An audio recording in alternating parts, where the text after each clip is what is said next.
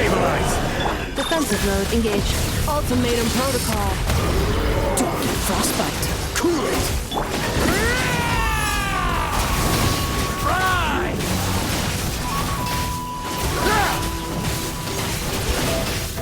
Thunder! I will have order. Solidify! Installation chamber.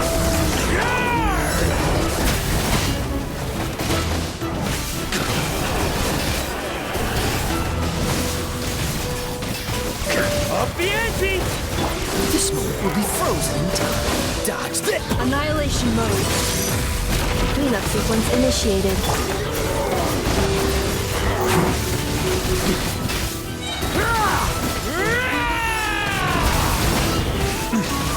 Up the ante!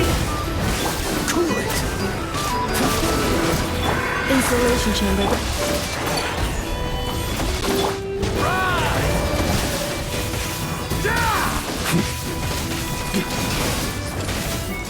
Freeze! Oh, so sorry. Dodge this!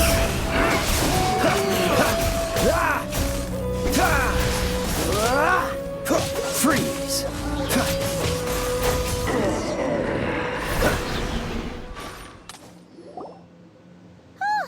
Are you all right? Oh no! What now? There better not be more wild hunt monsters!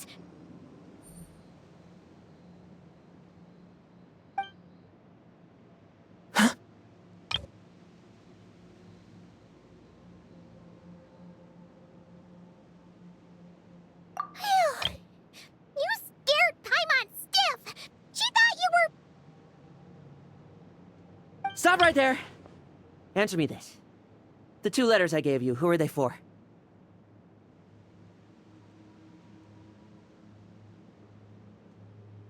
Um, 2 letters? Wasn't it 3?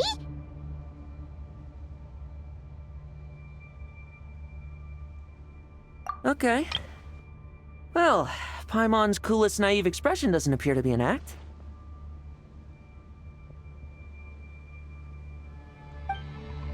Hey! What are you trying to say? Wait. What are you trying to say, huh? Huh?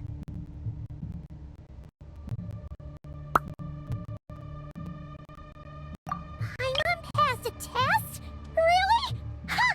She didn't even realize she was taking one! You may dispense with your suspicions. The wolf pack has borne witness. They fought against the aberrations that encroached upon this land. And our attackers showed no ability to disguise themselves this time. Ah, a familiar scent.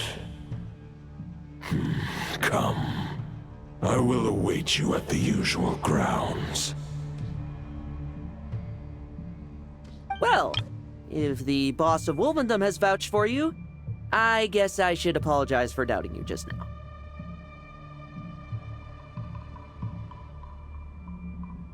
Sure was. Fortunately, my experience in Nodcry didn't go to waste. Turns out the Wild Hunt all feel the same when you stab them. They didn't stand a chance. Something seems wrong with that old wolf, though. Go on. You should check on him.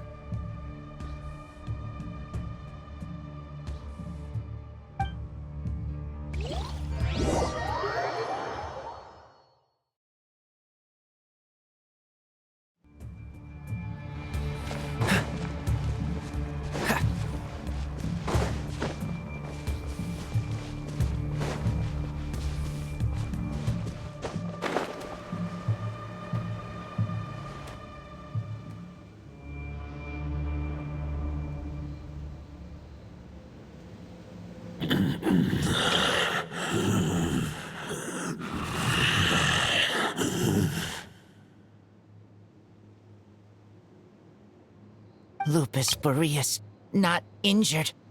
Why so weak? Am I not strong enough?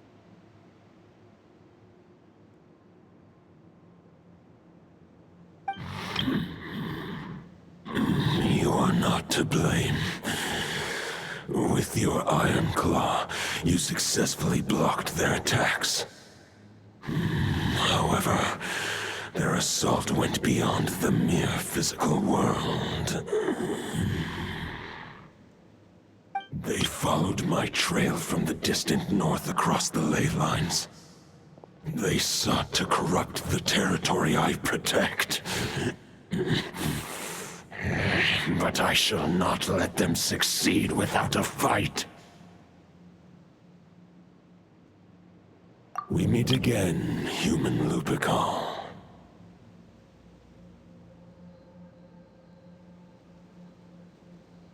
So, are you saying that the wild hunt we just got attacked by came all the way from Nodcry to Mondstadt? How is that even possible? As you know, I stand before you as an incomplete being. I am but one remnant of the god Andreas' soul. The source of this turmoil. I can sense it. It lies in the north. It is the part of me that remains in Nodcry, from whence I came. Huh? Now Paimon's even more confused. How can you be in two places at once?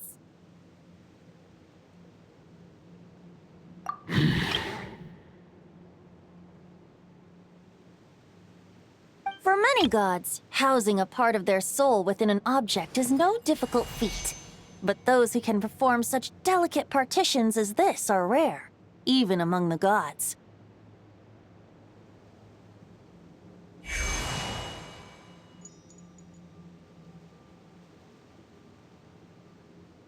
The Wolf King, Andreas, was particularly adept in this art. Otherwise, no remnants of his soul would have survived till the present day. Huh? The bard's back?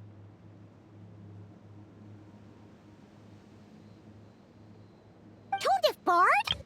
What are you doing here? Maybe the god of Animo guided me here. For it appears that someone is in need of a tale from the distant past. And our wolf friend doesn't seem too keen on recounting it himself.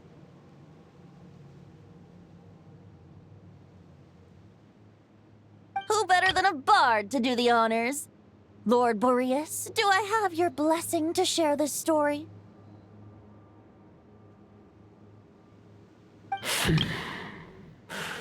As you wish.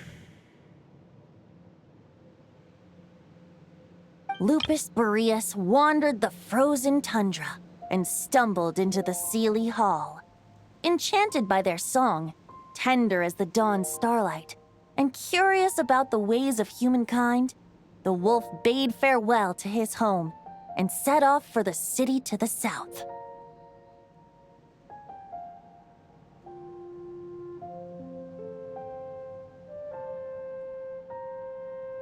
As the high tower crumbled and the fierce winds fell silent, Lupus Boreas, who once had hunted with the storm winds himself, looked within and inquired, was the shelter he provided for humanity really any different from that given by the reclusive king in his tower?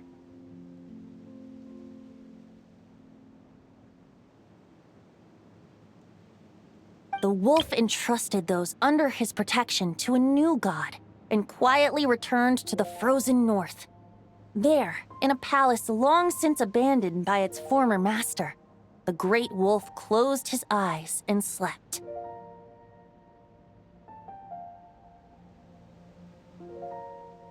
"500 bitter winters passed, then 500 equally frigid springs. He slumbered undisturbed until a night stumbled in from the cold, just as Lupus Boreas had once done at the Seelie Hall, and awoke him at long last.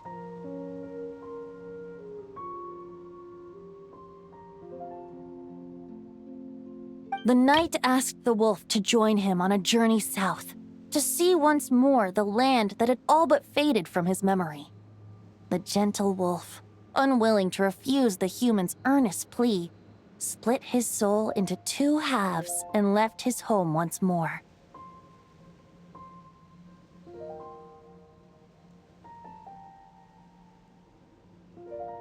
Seeing how the ice and snow had given way to verdant plains, hearing the laughter and song that now filled the once somber city, the aging Lupus Boreas turned to his friend, the god of Animo, and remarked,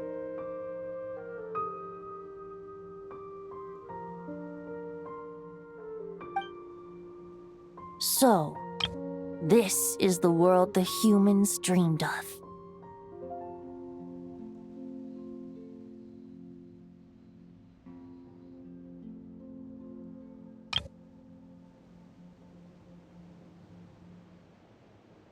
Though the knight's journey was not yet over, the wolf chose to bid farewell to his companion here.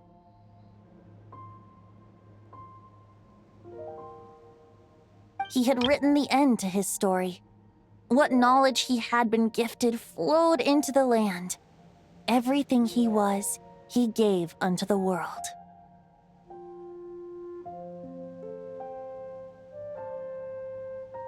Well, that's how a bard would tell the tale. Lord Boreas, is there anything you'd like to add?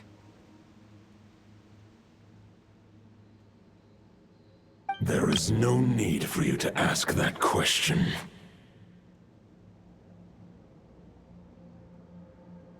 So that's what happened. You returned to Mondstadt with that knight 1,000 years ago, and then, for the sake of the new Mondstadt, you...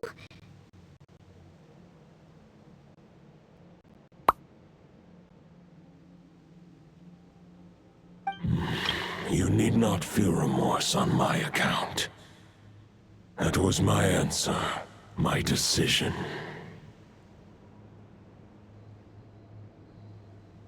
If anyone should feel regret, it is the part of me who remained in Notcry. I fear Andreas has not found peace in his heart even to this day.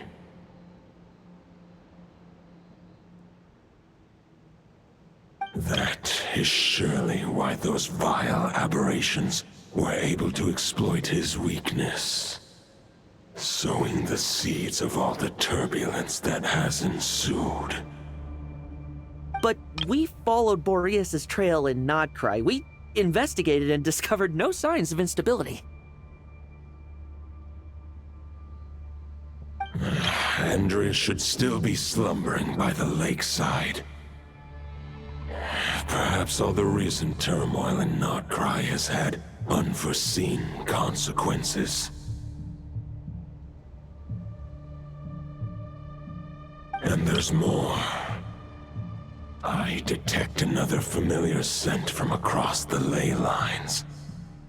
A scent that reeks of blood.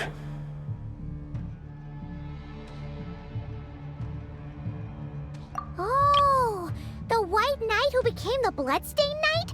The mightiest knight of Boreas? But wasn't he from 500 years ago? You think he's immortal or something? I remember him as just a man. His lifespan should be no longer than any other of his kind. But before he severed his connection to Boreas, his final destination, it was the ancient kingdom of Conria, as you call it. Beyond that, I know not if he lived or died.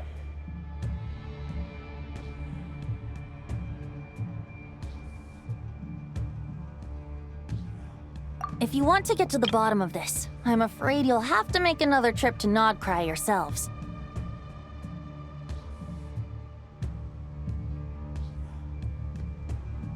As luck would have it, another old friend of ours just so happens to be free right now. If you ask him nicely, he might give you a lift. That could save you a lot of time on the road.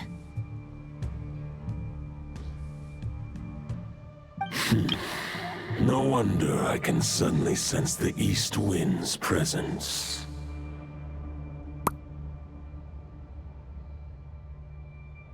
If even Mondstadt has been affected by the fallout, Nodcry must be in real trouble by now. I hope Varka can handle it.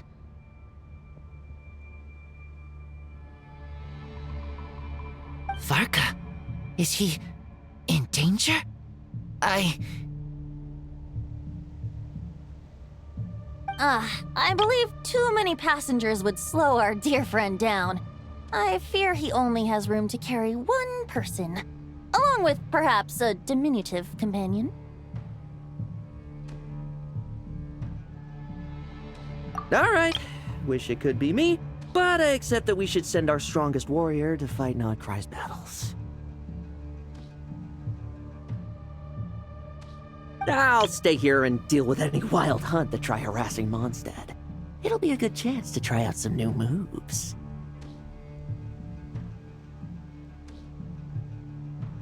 I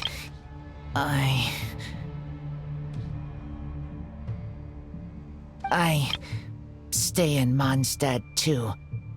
With Traveler's help, Varka will be safe. Razor, give me your iron claw.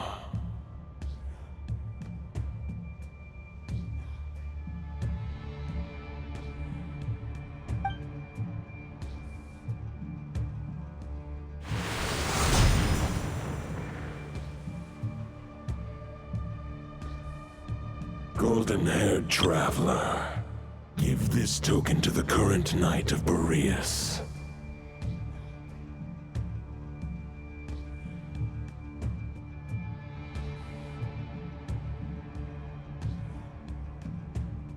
It is a wolf spirit. It contains my power and thoughts. Though I have given him a piece before, this should bring him new strength.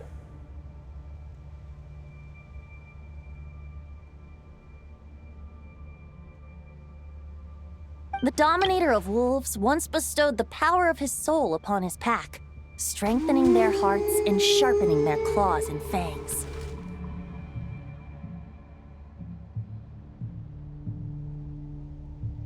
But human hearts and flesh cannot bear the soul of a wolf directly. It would be akin to forcefully merging a human and a wolf into one being. They would descend into chaos.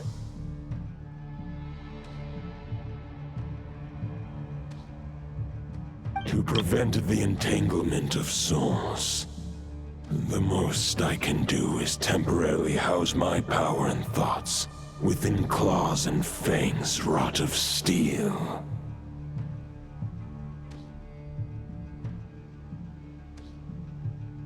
Although, truth be told, that knight does not lack for power. What he needs more is the thoughts within. But I shall leave this for him to explain.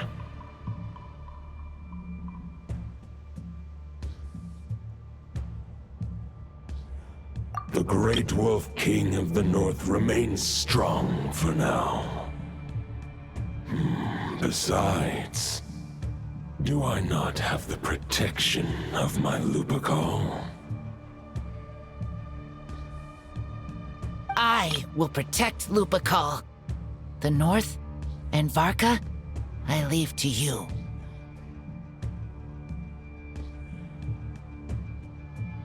Just give me the word whenever you're ready.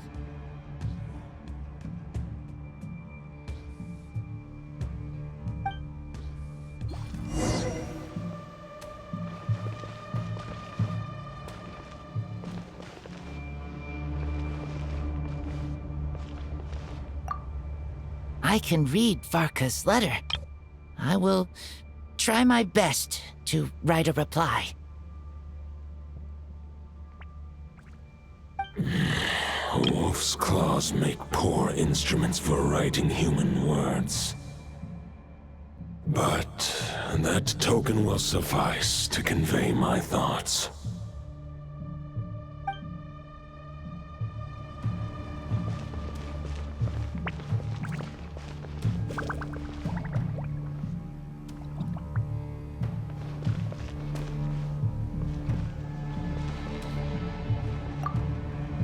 I can read Varka's letter.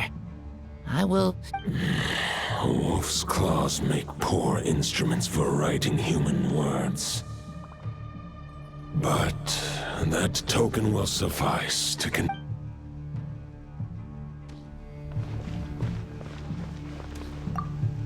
I sure didn't expect my experience fighting the wild-hunted Nodcry to come in handy back here in Mondstadt. Almost makes me wonder if this was the reason I was sent back. Also, how come that bard knows so much, and what was he doing at the Thousand Winds Temple? Well, whatever. I don't really care. As long as I get to do some fighting. I'm looking forward to trading blows with Lupus Boreas when he's fully recovered. I better wipe the floor with me.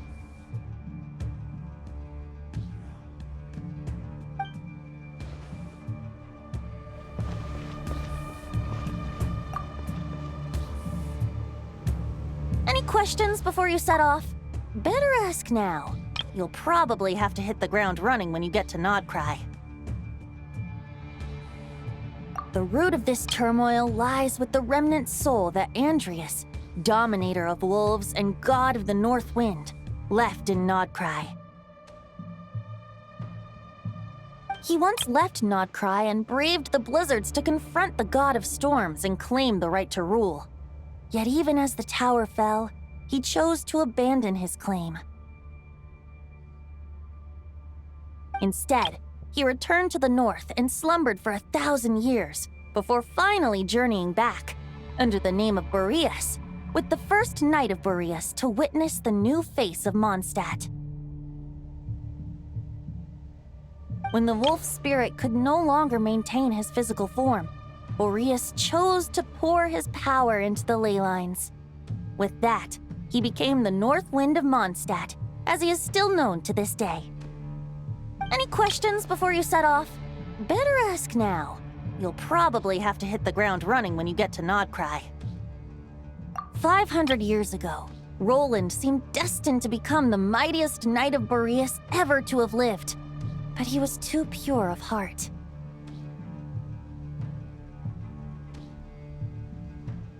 He believed firmly in his own ideals of chivalry, vowing to eliminate all injustice from the world. But the world had never been perfect and pure, nor would it ever be. Neither his mentor, the wolf pup Rostam, nor the Grand Master, known as the Lion of Light, could persuade him to temper his obsession.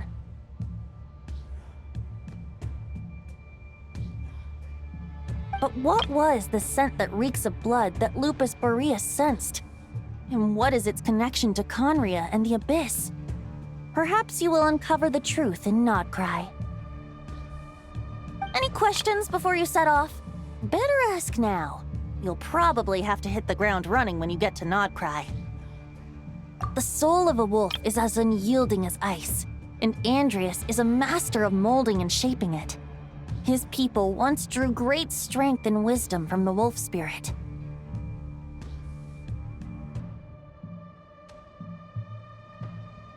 But human hearts and flesh cannot contain the soul of a god.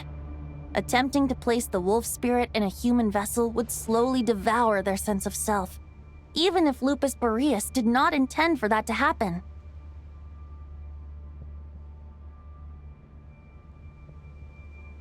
That's why Lupus Boreas developed the technique of imbuing weapons with his soul.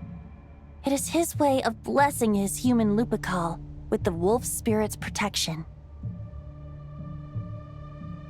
In fact, there is an ancient song that tells this tale. A weapon once of common iron, now through friendship turned divine. Twixt man and wolf a bond was made, a power born within the blade.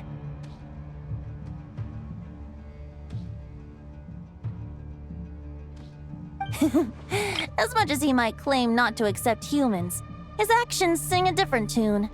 Oh, but keep that little observation between us, will you?